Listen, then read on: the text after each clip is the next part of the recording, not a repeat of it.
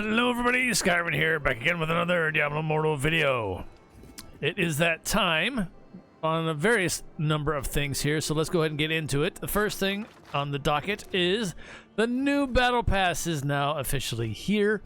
And of course, the point of contention, as always, will be the skins in the game that are questionable at best anymore, it seems, with the vast majority of the community at large. That's what their impressions are of it. But first, as you can see here, the legendary pants is the one in the battle pass this go around. So for anybody looking for new essences along the way, or any essences that you don't have of the pants variety, there you go. So good luck to you on that one. But let's take a look at this really quickly. The Forbidden Palette armor. Not even Forbidden Plate armor, Forbidden Palette armor, okay? And there it is. Basically, Fruit of the Loom, fruit basket for a helmet, the plastic fruit variety. This is definitely like very old school, the old plastic fruit that you used to see at, like, I don't know, your grandparents' house, of things of that nature. This is the impression that I'm getting from this at the outset anyway. Yeah, I don't know how else to feel about it. This one here, I don't know, it's kind of Puritan kind of style to it. It's got a veil. Now granted, the embroidery on here, as you can see in the details, it's actually pretty, it is very detailed, very, you know, that's good as far as that's concerned. So props there, but as far as the overall aesthetic, you know, I'm not really a fan of it. It's very cornucopia, you know, like I said, Fruit of the Loom kind of style. Yeah, I don't know. But I mean, that's the vast majority, and all the other classes pretty much are the same, more or less. Very fruity. Very fruity indeed. So there you go. Anyway, well, that's that. Okay, so, you know, get it if you want it. Obviously, pass if you don't. Simple as that. But anyway, now it is also Thursday as far as everything else is concerned. So of course, Raid Reset is here, and I want to just make a reminder for all the usual things. The monthly event center is still ongoing here, which is this one. Got a few things done myself. Let's see, Trial of the Hordes is up. Knocked that out pretty quick. I did about 5 or 6 matches, I think, and I finished that one off. And that's as far as I'm going to go. Vanguard, this is what I want to touch on. Vanguard actually, this one reset yesterday, but I didn't even bother because why? Why? When Thursday reset is here, and this is the best time to do this anyway. So there you go. That's the best time to have at it. For the Vanguard, for the monthly event center, is now up for this week until next week, obviously. And there is that one. Oh yes, and now is definitely the time. Now is the time that I am going to go ahead and claim the Winds of Fortune rewards, because this will get me battle passes, or battle pass points with one claim. I went from a level 1 to a level 4, so hey, I'll take it right out the gate. Was worth holding on to just for that alone, really. I mean, that's pretty much the only purpose it served. Updates to the Elder Rift, as you can see here. This is Immortal stuff, but still no mirrored jewels. Now there was rumors that some said around the 20th. That was floating around at some point. That will remain to be seen, obviously, right? So it's unfortunate they're getting this. If they are going to do this, they're getting too far later compared to the previous ones that we've had in the past.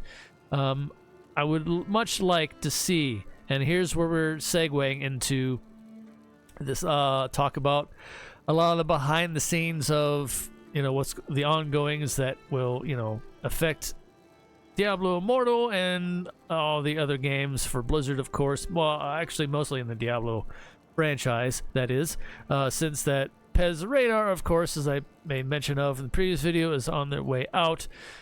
And, well, Ghost Signals has made mention and had made comments in the official Diablo Immortal Discord. Gaming news update. Here we go again. They said that they had approved. They have gotten it approved. That is, they have gotten it approved. So it's not questionable whether if there's going to be another one. Whenever one door closes, another door opens in this kind of scenario, of course. And you know they have the position for another community manager approved. They're doing some interviewing already. And Ghost Signals saying that they are trying to get it locked in, you know, obviously before the end of the year. Because we're already in November, almost December. So that's fairly quick order in the larger aspect of things. But don't expect, of course, changes to happen overnight. We'll just have to take it in stride, see how things play out, and kind of roll with the punches as we always have when it comes to certain things. So don't hold your breath to any of this stuff, but I'm at least, you know, getting the information out there from what I've been able to put together and what I have seen. If you haven't seen it, of course, this has already started to transpire just this past day in the Diablo Immortal official Discord. And I just wanted to at least bring that to everyone's attention for those that might not know. And it does affect the day-to-day things overall, and especially like the progression of this. Now, I'm also bringing this up for the simple fact of the matter of the recent market changes that has everybody still up in arms. Of course, I did a couple of videos on that already. Not going to rehash that necessarily too much here, but it does bring kind of those certain points to the surface again of, you know, the right hand doesn't know what the left hand is doing in the case of between Blizzard and NetEase, two different companies, two different opposite ends of the globe. And I'd like, you know, as we all would, we're all in agreement on this, I do believe. We'd like to see that gap bridged. We would like to see that gap closed, actually, all the way between the two sides here, and so it not be so much of a night and day scenario in what kind of version of the game that we're experiencing. And of course, unfortunately, that was pretty much since day one. And that's going to be very difficult. But a lot of these changes recently, and there's been a change, I think, again to the shadow badges in particular, and how they're calculated and how they are. It's much easier to get badges as immortals as it is the shadows since the changes, and it's been a mess. And quite honestly, I do believe the entire badge system itself just needs to go away. I know it's easier said than done at this point, but the deeds of valor is what we're talking about here. Yeah, let me see where I'm at here. Okay. Yeah, so I'm good to go as far, and I'm in Immortals. We have 1 or 2 more weeks as far as that before yet another blessed rain reached. So there is that. And so we're this far deep into it, so this makes sense why these be up to where they are. I do appreciate the fact that they are a little bit more, you know, updated on the day of these kind of things whenever checking anymore. Before, you had to kind of guess. But honestly, I feel like these badges just need to go away. A lot of people will say these are hindrances whenever they go and want to try to, you know, change servers and things of that sort. And I get it. And I get it. That's also kind of another reason why they were put in place at the outset of the launch of the game to kind of, I don't want to say necessarily discourage that kind of behavior, but to stop, like, you know, server hoppers in doing so and trying to get, like, in Immortals all the time, you know, that kind of thing for, well, the capes came later, but it is what it is as far as that goes. I don't really see that being too much of an exploit of the system at this point. I think we're pretty much, like I said, we're pretty much over it, and I think it just needs to be removed. If anything, just give us a flat percentage damage buff across the board for everybody, and I know that may suck, because then you also have, and on the other side of the fence, yeah, you're always gonna have one side or the other at all times, regardless. You can't please everybody all the time, and that's just the long and short of it when it comes to anything, honestly. But at least try to find a bit better of a middle ground on this issue. This is something that they did say. They did say in so many words that they are going to take a look at and try to hash something out before the next update or two. So we'll see the unfoldings of this. This is something that is actually in their works. It is on their radar of something that they want to take a much more in-depth look at. Now, here is what I mean again, bringing it back around one more time to, Blizzard NetEase. Well, yeah, they need to be on the same page, period.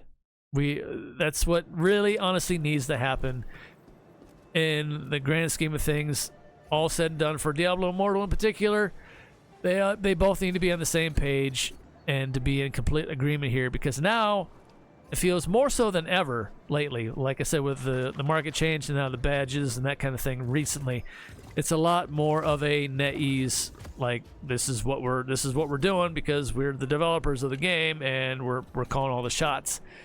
That's the impression. And even leading more further into that, obviously, is, of course, all the more recent skins that we've gotten for quite some time.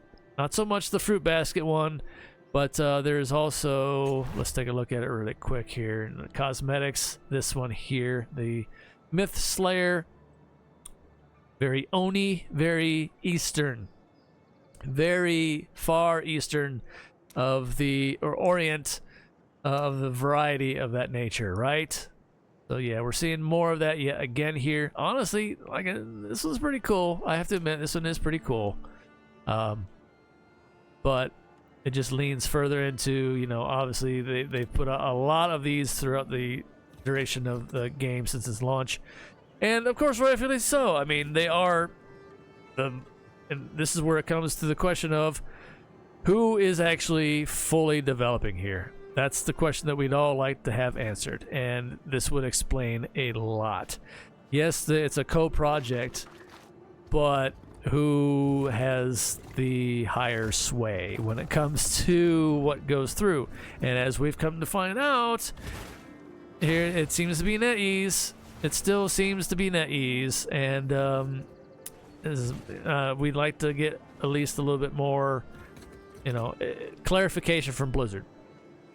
That's all we can ask for. It's more clarification for Blizzard and be like, okay, yeah, they're doing, like, say, I don't know, 80-20 or something of that nature, then fine. Then we can understand and be like, all right, well, so how can we, we can only, scream into the void on Reddit and so on and so forth all the time that people have in the past, of course, when it comes to this thing. But it's like, you want us to talk directly or get messages sent to the developers? Well, we need to know exactly who they are.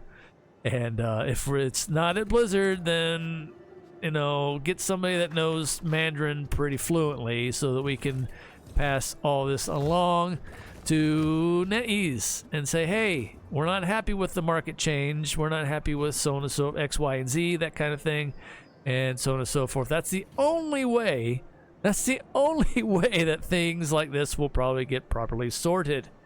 But yeah, so that's been the problem since day one, honestly, and the gap has only gotten further apart instead of closer together, and that's where things do need to change. But anyway, rambling on. Hopefully, I want to cover a little bit of everything all over again, like I did before in the previous video, just the same. Let me know what you think. I mean, hopefully, you like this kind of thing. Let me know in the comments, because sometimes I know I can kind of go off in all kinds of different directions here, but I'm trying to, like, encompass all things, Diablo Immortal related when it comes to these kind of videos and on certain topics. It's relevant. There's a lot of things that are relevant that affect things in game, whether we like to admit that or not.